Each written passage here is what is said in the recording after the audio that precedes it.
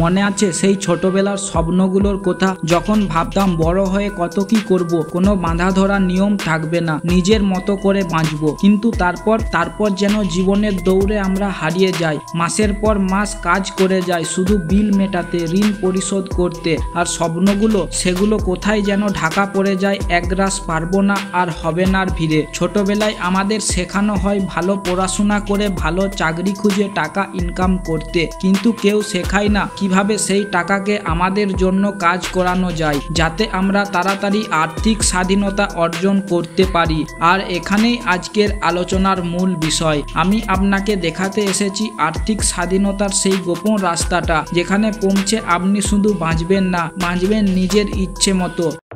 তাহলে চলুন শুরু করা যাক। স্টেপ 1, আপনার আর্থিক পরিস্থিতি অনুশীলন করুন। আর্থিক স্বাধীনতার প্রথম ধাপ হলো আপনার বর্তমান পরিস্থিতিটা ভালোভাবে বোঝা। আপনি কোথায় দাঁড়িয়ে আছেন সেটা না জানলে কোথায় যাবেন তা ঠিক করতে পারবেন না। লক্ষ্য নির্ধারণ। প্রথমেই ঠিক করুন আপনার আর্থিক স্বাধীনতার জন্য ঠিক কত টাকা দরকার। মাসিক কত টাকা পেলে আপনার সব খরচ চলবে এবং আপনি চাপমুক্ত থাকতে পারবেন। একটা নির্দিষ্ট অঙ্ক ঠিক করুন। এটা আপনার স্বপ্নকে বাস্তবে পরিণত করার প্রথম ধাপ। বর্তমান আর্থিক অবস্থা। আপনার মাসিক আয় কত, মাসিক খরচ কত, আপনার কি কোনো ঋণ আছে, যেমন ক্রেডিট কার্ড ঋণ বা পার্সোনাল ঋণ। একটা কাগজে সবকিছু লিখে ফেলুন। নিজের আয় ব্যয়ের হিসেব রাখাটা বড্ড জরুরি। স্টেপ 2, বাজেট তৈরি ও ব্যয় নিয়ন্ত্রণ। আর্থিক স্বাধীনতা অর্জনের জন্য সবচেয়ে গুরুত্বপূর্ণ ধাপগুলির একটি হলো সঠিক বাজেট তৈরি এবং কঠোরভাবে ব্যয় নিয়ন্ত্রণ করা। 50-30-20 নিয়ম। এটি একটি দারুণ সহজ নিয়ম। আপনার আয়ের 50% রাখুন আপনার দৈনন্দিন খরচের জন্য, যেমন বাড়ি ভাড়া, খাবার, যাতায়াত ইত্যাদি। 30% রাখুন আপনার পছন্দের বা শখের জন্য, যেমন বিনোদন, বাইরে খাওয়া, ঘুরতে যাওয়া ইত্যাদির ওপর। আর বাকি 20% অবশ্যই সঞ্চয় ও বিনিয়োগের জন্য রাখুন। চাইলে এই 20% আরও বাড়াতে পারেন। অপ্রয়োজনীয় খরচ কমান। একবার আপনার বাজেট তৈরি হয়ে গেলে দেখুন কোথায় কোথায় খরচ কমানো যায়। প্রতিদিনের কফি, অপ্রয়োজনীয় সাবস্ক্রিপশন বা অতিরিক্ত অনলাইন শপিং, এই ছোট্ট ছোট্ট খরচগুলো জমতে জমতে কিন্তু অনেক বড় হয়ে যায়। নিজের খরচগুলো খতিয়ে দেখুন এবং অপ্রয়োজনীয় খরচগুলো বাদ দিন। স্টেপ 3, ঋণ মুক্ত। কাঁধের বোঝা কমান। ঋণ, বিশেষ করে উচ্চ সুদের ঋণ, আপনার আর্থিক স্বাধীনতার পথের সবচেয়ে বড় বাধা। আর্থিক স্বাধীনতা চাইলে সবার আগে এই বোঝা নামাতে হবে। উচ্চ সুদের ঋণ আগে পরিশোধ করুন। ক্রেডিট কার্ডের ঋণ বা পার্সোনাল ঋণের সুদের হার সবচেয়ে বেশি। এই ঋণগুলো যত দ্রুত সম্ভব পরিশোধ করে ফেলুন। এই কাজটা আপনাকে ভবিষ্যতের জন্য অনেক বেশি সঞ্চয় করার সুযোগ দেবে। স্টেপ 4, আয়ের নতুন পথ তৈরি করুন। একটি আয়ের উৎসের ওপর নির্ভর করে আর্থিক স্বাধীনতা পাওয়া বেশ কঠিন। আপনাকে আয়ের নতুন পথ খুঁজতে হবে। Side income. আপনার বর্তমান চাকরির পাশাপাশি কিছু একটা করুন। এটা ফিন্যান্সিং হতে পারে, যেমন লেখালেখি, graphic design, web development, online tuition অথবা কোনো ছোট ব্যবসা হতে পারে। আপনার দক্ষতাগুলোকে কাজে লাগান। দক্ষতা বৃদ্ধি ও ভালো চাকরি।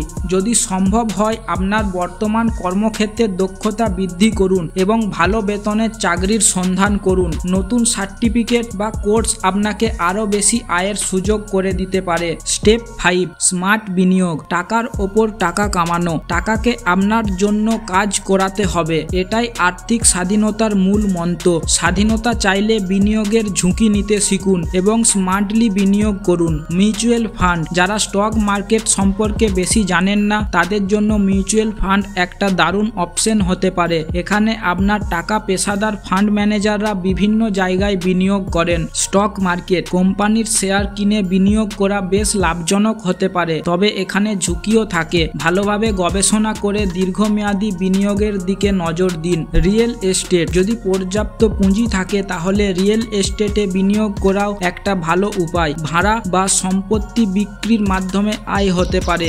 নিয়মিত বিনিয়োগ। অল্প অল্প করে হলেও প্রতি মাসে বিনিয়োগ করুন। কম্পাউন্ডিং এর জাদু আপনাকে অবাক করে দেবে। স্টেপ 6, আর্থিক জ্ঞান বাড়ান। বিনিয়োগ বা আর্থিক পরিকল্পনা কোনোটাই সঠিকভাবে হবে না যদি আপনার সঠিক জ্ঞান না থাকে। শেখা জরুরি। আর্থিক বিষয়ে বই পড়ুন, অনলাইন কোর্স করুন, পডকাস্ট শুনুন, সফল বিনিয়োগকারীদের জীবনী পড়ুন, বিশেষজ্ঞের পরামর্শ। প্রয়োজনে একজন ভালো আর্থিক পরামর্শকের সাথে কথা বলুন, তাদের অভিজ্ঞতা আপনার কাজে আসবে। স্টেপ 7, নিয়মিত পর্যালোচনা ও পরিবর্তন। নিয়মিত পর্যালোচনা করুন। প্রতি 3 থেকে 6 মাস অন্তর আপনার বাজেট, বিনিয়োগ এবং লক্ষ্যগুলি পর্যালোচনা করুন। দেখুন আপনি ট্র্যাকের ওপর আছেন কিনা। প্রয়োজনে পরিবর্তন। যদি মনে হয় কিছু পরিবর্তন করা দরকার তাহলে দ্বিধা করবেন না। বাজারের অবস্থা, আপনার ব্যক্তিগত পরিস্থিতি এগুলো অনুযায়ী পরিকল্পনা পরিবর্তন করতে হতে পারে। মনে রাখবেন, আর্থিক স্বাধীনতা অর্জন করাটা একটা কঠিন চ্যালেঞ্জ, কিন্তু অসম্ভব নয়। এর জন্য প্রয়োজন কঠিন পরিশ্রম, আত্মনিয়ন্ত্রণ এবং স্মার্ট সিদ্ধান্ত। এই পথটা হয়তো মসৃণ হবে না, অনেক বাধা আসবে, কিন্তু আপনি আপনার লক্ষ্যের প্রতি অবিচল থাকলে তাহলে একদিন আপনি অবশ্যই সফল হবেন। মনে রাখবেন, আর্থিক স্বাধীনতা কেবল টাকার অঙ্ক নয়, এটা আপনার স্বপ্নের জীবনে বাঁচার স্বাধীনতা। আশা করি আজকের ভিডিওটি আপনাদের ভালো লেগেছে এবং কাজে আসবে। যদি ভিডিওটি ভালো লাগে তাহলে অবশ্যই একটি লাইক করবেন, বন্ধুদের সাথে শেয়ার করবেন এবং আপনার মূল্যবান মতামত কমেন্ট বক্সে জানাবেন। আর হ্যাঁ, আপনি যদি আমার চ্যানেলে নতুন হয়ে থাকেন তাহলে সাবস্ক্রাইব করতে ভুলবেন না এবং পাশের বেল আইকনটিতে টিপে দেবেন যাতে আমার কোনো ভিডিও মিস না হয়। ভালো থাকবেন, সুস্থ থাকবেন, দেখা হবে পরের ভিডিওতে।